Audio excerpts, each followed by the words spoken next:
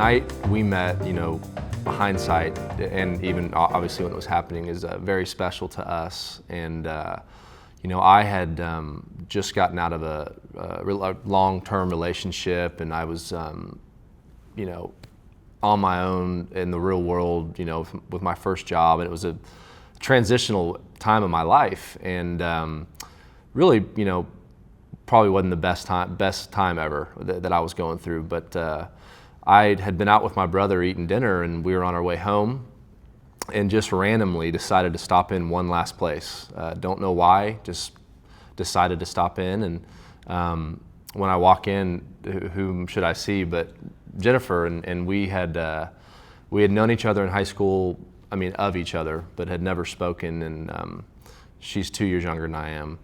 And I just, I went up to her and just kind of was like, Jenny?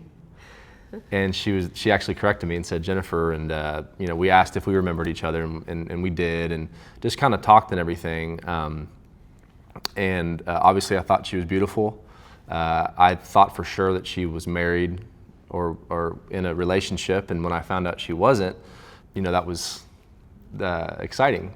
But nevertheless, just kind of talked to her and said, great to see you, and went on my own way. And about halfway back to my brother, who was at a table, I almost literally stopped in my tracks and just had the thought, basically, you idiot, if you don't talk to her and get her number or something, you'll never see her again. And so I walked up to my brother and said, you know what, I'll be right back, and went straight back to Jennifer. And, we laugh about what I said, which it wasn't a line, it just is what came out. But I said, I think I'd regret it the rest of my life if I didn't get your number. And that's kind of how that happened. But. And so naturally, I kind of thought that he was a smooth talking, sweet boy. But I think really when we look back at our meeting, down to what he said to me when that line of I'd regret it the rest of my life, we feel really like God was leading us the whole time. God led Mason to the restaurant the night we met, and I know that he really directed every step of us meeting and courting. And I was in a similar situation when I met Mason.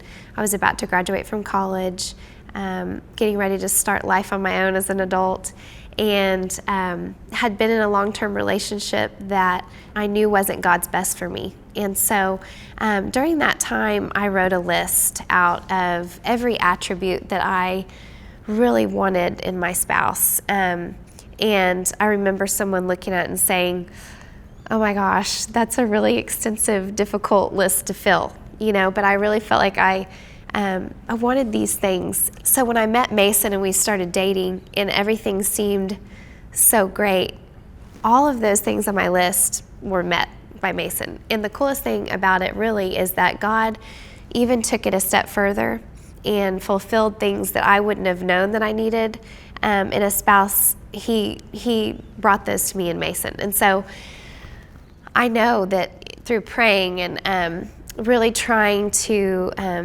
see where the Lord's direction would take me in finding a spouse, I know without a doubt, especially now looking back, that God really had his hand in it. And I know us, like so many other people, wouldn't have gotten to experience the fruits of God's best had we went ahead and made a decision to go in a different direction.